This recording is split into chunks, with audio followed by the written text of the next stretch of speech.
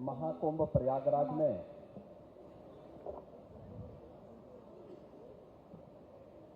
Faith of Kumbh and climate change यानी कुंभ की आस्था और जलवायु परिवर्तन से संबंधित इस विशेष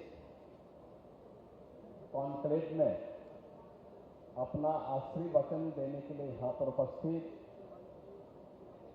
जगतगुरु शंकराचार्य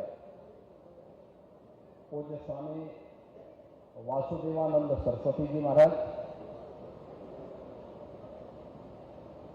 परमार्थ आश्रम के परमाध्यक्ष पूज्य संत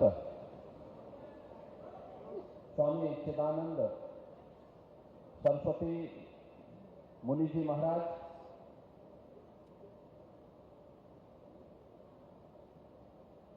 जगतगुरु कृपालु योग ट्रस्ट के संस्थापक परम सम्माननीय स्वामी मुकुंदानंद जी, उत्तर प्रदेश सरकार में मंत्रिमंडल के मेरे सहयोगी डॉक्टर अरुण कुमार सक्सेना जी, श्री केपी मलिक जी, माननीय विधायकगण श्री हर्षवर्धन वाजपेयी जी, दीपक पटेल जी, गुरु प्रसाद मौर्य जी, श्रीमती पूजा पाल जी, श्री सुरेंद्र चौधरी जी, प्रदेश के मुख्य सचिव श्री मनोज कुमार सिंह जी, जीआई फॉरेस्ट के अध्यक्ष और सीओ श्री चंद्रभूषण जी, आज के इस कार्यक्रम में उपस्थित इस महत्वपूर्ण विषय से जुड़े हुए सभी विशेषज्ञगण और उपस्थित बहनों और भाइयों, मैं सबसे पहले महाकुंभ प्रयागराज में आस्था और जलवायु परिवर्तन जैसे महत्वपूर्ण मुद्दे पर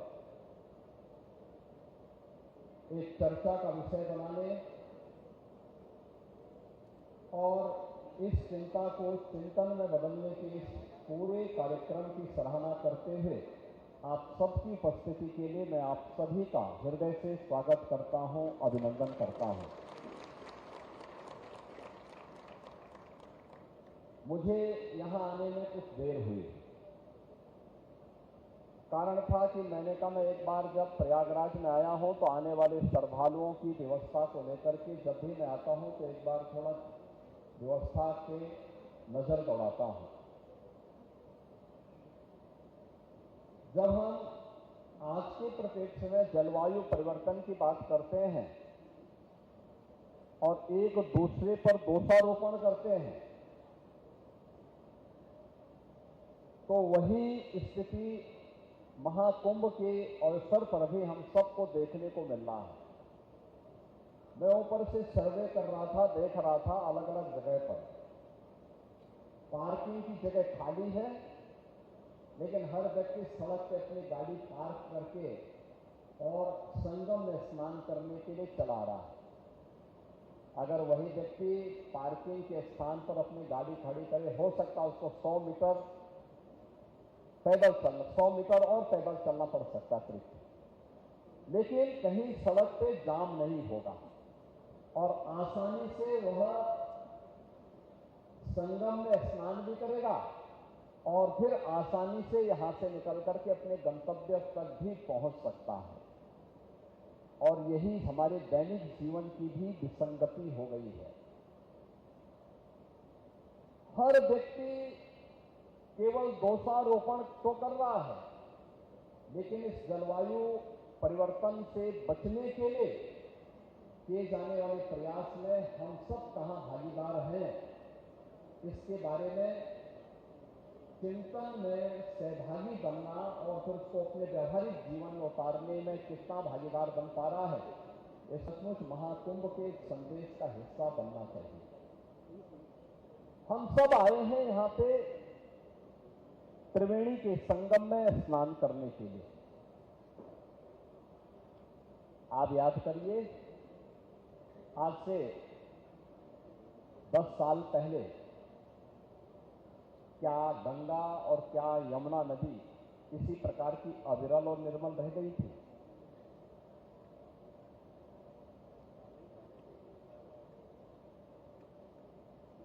हमारा अथर्ववेद कहता है, माता भूमि पुत्रोह पृथिव्या। यह धरती हमारी माता है, हम सब इसके पुत्र हैं।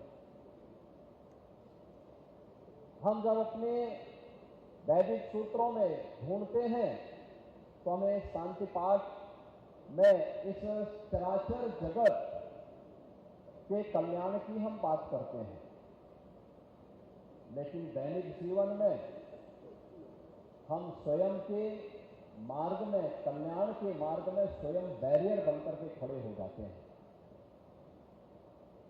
एक प्रश्न हमारे सामने है। आज सायंकाल तक 13 जनवरी से लेकर के 16 फरवरी के बीच इन 33 दिनों में 52 करोड़ श्रद्धालु मां गंगा, यमुना और मां सरस्वती की इस पावन त्रिवेणी में आस्था की डुबकी लगा चुके होंगे। 52 करोड़ लोग तब यहां डुबकी लगा पा रहे हैं जब मां गंगा और यमुना में और मां सरस्वती की कृपा से अविरल जल है। और जो भी डुबकी लगा रहा है वो एक आध्यात्मिक ऊर्जा का अनुभव करके अपने अनुभव को जब अपने गांव में और अपने आसपास के क्षेत्र में साझा कर रहा है तो वहां से फिर बड़े पैमाने पर श्रद्धालु आकर के इस पूरे आयोजन को इस रूप में सफलता की नई ऊंचाई तक पहुंचा रहे हैं कि दुनिया का ये सबसे बड़ा आयोजन बन गया, सबसे बड़ा आयोजन बन गया। आयोजन बड़ा है, स्वाभाविक रूप से हर व्यक्ति के मन में एक जिज्ञासा भी है। कल दुर्भाग्य से नई दिल्ली रेलवे स्टेशन पर एक दुर्भाग्यपूर्ण घटना घटित हुई। मैं इस अवसर पर उन सभी पुण्य आत्माओं को विनम्र श्रद्धांजलि भी अर्पित करता हूं, लेकिन बहनों और भाइयों, हम सबको सोचना होगा कि कार्बन उत्सर्जन का और पर्यावरण के प्रदूषण का कारण भी जलवायु परिवर्तन है।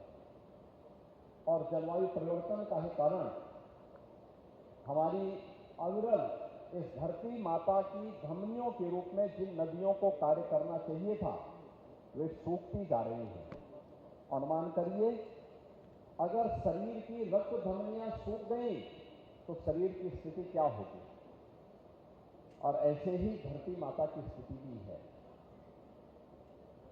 अगर धरती माता की धमनियां सूख गई या प्रदूषित हो गई, जिन धमनियों से रक्त का प्रवाह होना चाहिए, अगर वहां पे रक्त का प्रवाह होने की बजाय वहां पे पॉल्यूशन आ जाएगा, गंदगी आ जाएगी, तो शरीर की जो स्थिति होनी है वही स्थिति धरती माता की भी हो रही है, जो हम अपने स्वार्थ के लिए नदियों को के जीवन के साथ खिलवाड़ कर रहे हैं, धरती माता के साथ खिलवाड़ कर रहे हैं। और इन्हीं बातों को ध्यान में रख करके सिंगल यूज प्लास्टिक को पूरी तरह बैन किया गया। देश के अंदर प्रधानमंत्री मोदी जी ने घरों में ईंधन के रूप में जंगलों को काटने, कोयले का उपयोग करके जो कार्बन उत्सर्जन हो रहा था उसकी जगह ग्रीन ईंधन के रूप में एलपीजी के 10 करोड़ से अधिक कनेक्शन फ्री में उपलब्ध करवाए, जिससे लोग इसका उपयोग कर सकें। उत्तर प्रदेश में पिछले 8 वर्ष के अंदर हमारी सरकार ने 210 करोड़, नोट करना, 210 करोड़ वृक्षारोपण किया। और 210 करोड़ में जो वृक्षारोपण किए, इनमें जो हमने वन विभाग के द्वारा करवाए, इसमें 70 से लेकर 80% पौधे सुरक्षित हैं। और जो हमने विभिन्न संस्थाओं के माध्यम से कराए, उसमें भी 60 से 70% पौधे सुरक्षित हैं। फॉरेस्ट कवर को बढ़ाया गया। डीजल से चलने वाली बसेज के स्थान पर इलेक्ट्रिक बस को प्राथमिकता दी, उसको प्रमोट किया, उसके लिए पॉलिसी बनाई, उसके लिए अनेक कार्यक्रम बढ़ाए, मर चुकी नदियों को फिर से पुनर्जीवित करने का काम किया। आज जो संगम में इतना पावन स्नान एक साथ एक दिन में अन्य कुंभ के अवसर पर मौनी अमावस्या के दिन जितनी भीड़ होती थी उतनी भीड़ इस बार हर दिन हो रही है, हर दिन हो रही है। और कारण था नदी को चैनलाइज किया गया, संगम का दायरा बढ़ाया गया, बड़ी संख्या में लोग यहां आ सके। इसके लिए पहले दिन से तैयारी की गई कि संगम में हर समय 10,000 से लेकर 11,000 क्यूसिक वाटर हमेशा मौजूद रहना चाहिए, गंगा जल हमेशा मौजूद रहना चाहिए, जिससे किसी भी श्रद्धालु को कोई समस्या न होने पाए, उसकी आस्था के साथ खिलवाड़ न होने पाए। और तब जाकर के इतना बड़ा आयोजन एक साथ संपन्न हो रहा है। और जो एक बार डुबकी लगा रहा है, अगर थोड़ा पैदल चलने में उनको कष्ट भी हो रहा है तो पूरा कष्ट भूल करके जन्म और जीवन दोनों को धन्य धन्य समझ करके पुण्य का भागीदार भी बन करके आगे बढ़ रहा है। देश के अंदर इस संदेश को लेके जा रहा है और इसीलिए हमारा प्रयास होना चाहिए कि हम भी इसमें कैसे भागीदार बन सकते हैं। दैनिक जीवन में प्लास्टिक का उपयोग करना क्या हम रोक पाएंगे?